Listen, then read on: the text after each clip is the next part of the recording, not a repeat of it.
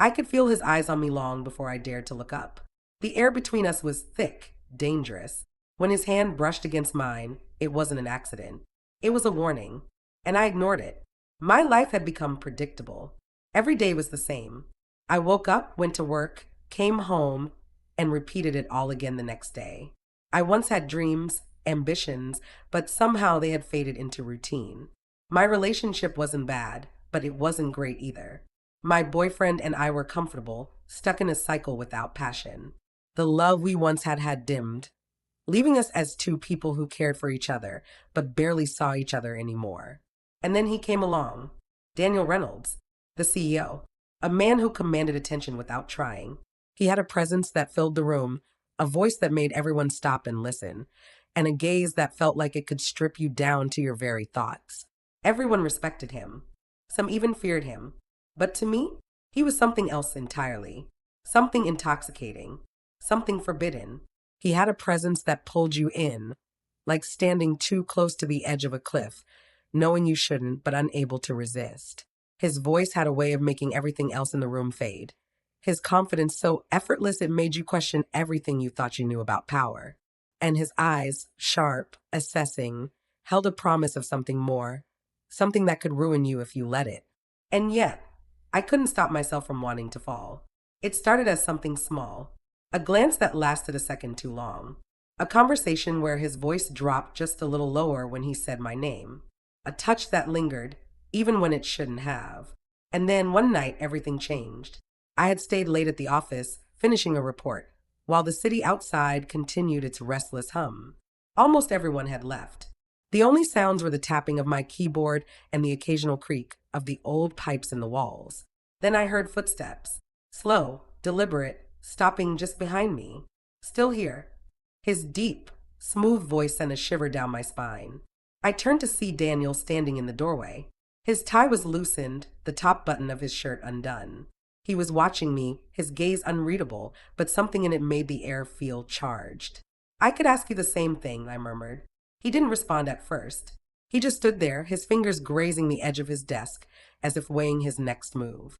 Then, finally, he stepped inside, shutting the door behind him with a quiet click. A warning, or maybe an invitation. I could have left then. I should have packed my things and walked away. But I didn't. Instead, I let him come closer.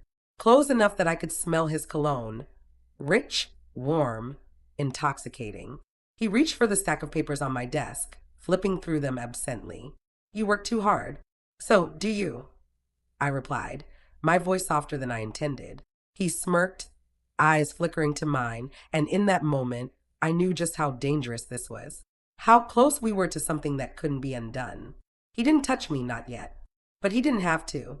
Instead, he leaned in just slightly, positioning himself close enough that I could feel the heat of his presence.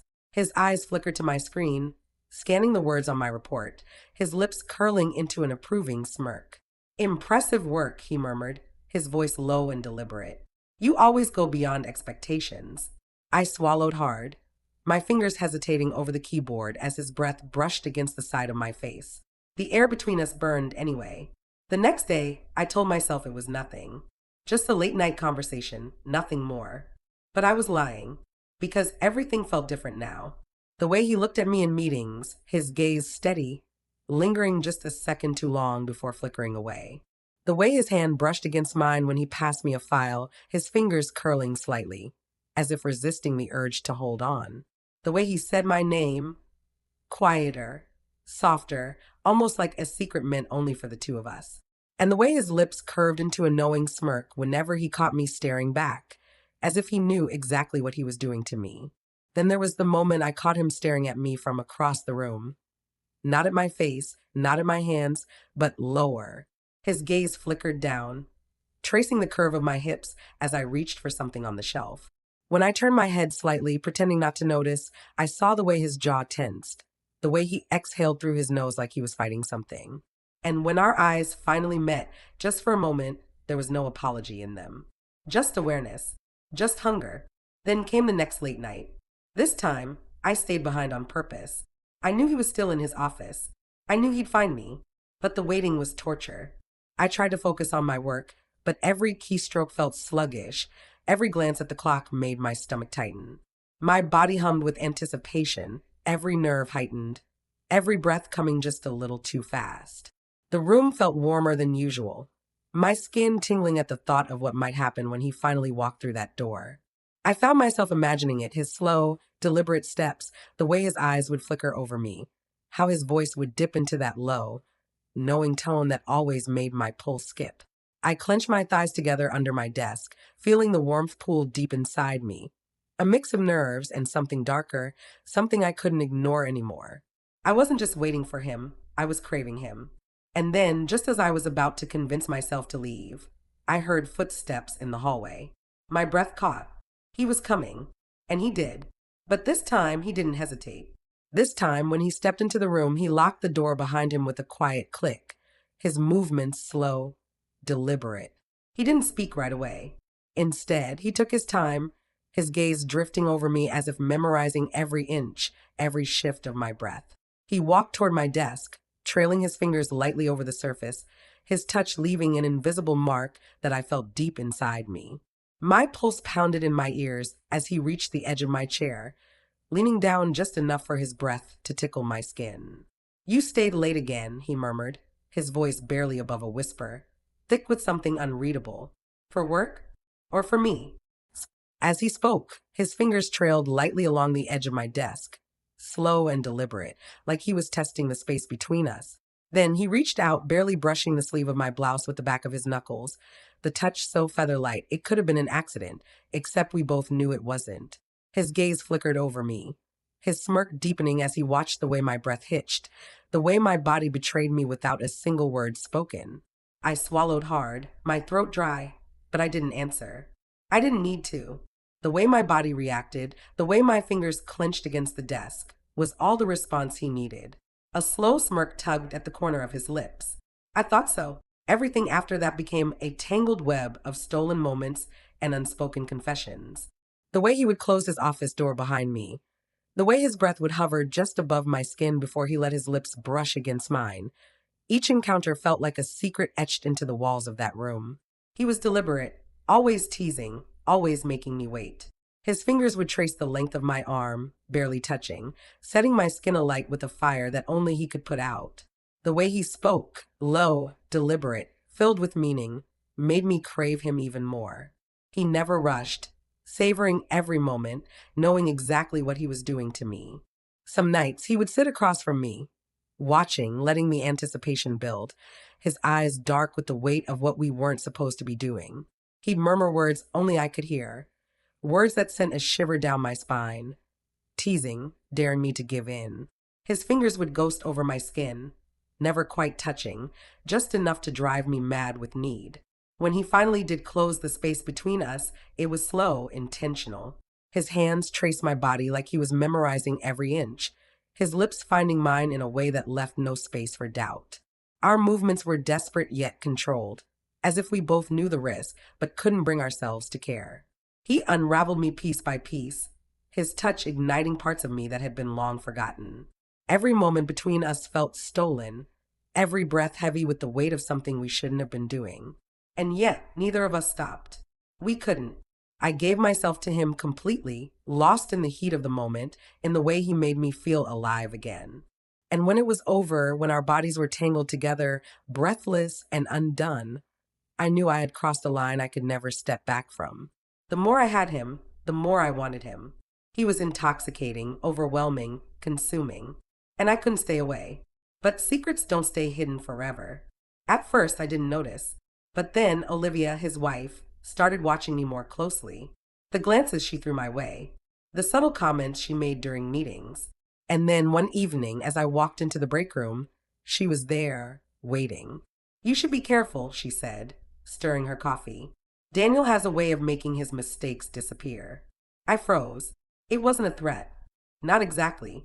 But the warning was clear, calculated.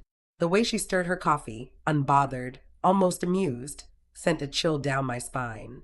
She didn't need to say anything more. The message was there, lingering in the space between us, thick with unspoken understanding. She knew. And worse, she was letting me know she had power over me now. I swallowed hard, forcing myself to hold her gaze. My mind raced, searching for an explanation, an escape, anything that would make this moment less suffocating.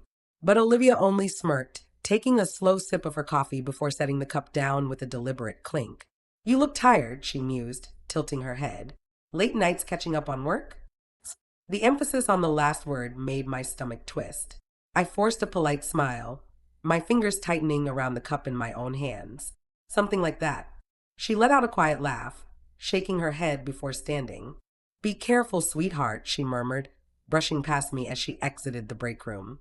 Daniel has a way of making his mistakes disappear. I stayed frozen long after she was gone, the meaning behind her words settling deep into my bones. I had risked everything for him, but now I was the one with everything to lose. I had risked everything for a man who could walk away untouched. But me, I had everything to lose. That night, Daniel called me to his office one last time. He was already waiting when I stepped inside, his hands resting on the desk, his posture tense, like a man at war with himself. His eyes met mine, and for a long moment he didn't speak. But I could see it, written across his face, in the way his fingers tapped restlessly against the polished wood, in the way his jaw clenched, then loosened. Regret, longing, a battle between what he wanted and what he knew he had to do. His lips parted like he was about to say something, but instead he exhaled sharply, running a hand through his hair in frustration. We can't keep doing this, he murmured, his voice low, rougher than usual. But damn it, I don't want to stop. The air between us was heavy, charged with something unsaid, something dangerous. My throat tightened, my heart pounding at the way his eyes darkened, filled with something raw and unspoken. He took a hesitant step forward, then stopped, his hands curling into fists at his sides, as if he was holding himself back. Tell me to let you go, he whispered, his voice almost pleading. But I couldn't, and he knew it, just as I knew he wasn't ready to let me go either. This has to stop, he said. But even as he spoke, he reached for me one final time. And I let him, because I knew it was the last time. The next morning, Olivia was waiting at my desk. You're being transferred, she said, sliding a folder onto my desk. Effective immediately. Unless, of course, you'd prefer I let the entire office see these. Her voice was smooth, almost amused, as she tapped her manicured nails against the folder. I hesitated before opening it, my breath catching as I took in the contents, candid photos, taken from angles that made my stomach drop. Some were of Daniel and me. Too close, too intimate, shadows barely concealing what was happening. Others were worse, compromising, undeniable. Olivia sighed, feigning disappointment. You should be more careful, she murmured, leaning in, her perfume overwhelming. Men like Daniel always walk away from scandals. Women like you? Not so much. So, be a good girl and take the transfer, before I make sure everyone in this building knows exactly what kind of woman you are. I didn't argue. I didn't cry. I just packed my things and walked out, leaving behind the affair, the job, and the man who had changed everything. But as I walked past his office, I couldn't help but wonder, was I just another secret to him? Another mistake? Or was I the one he almost couldn't let go?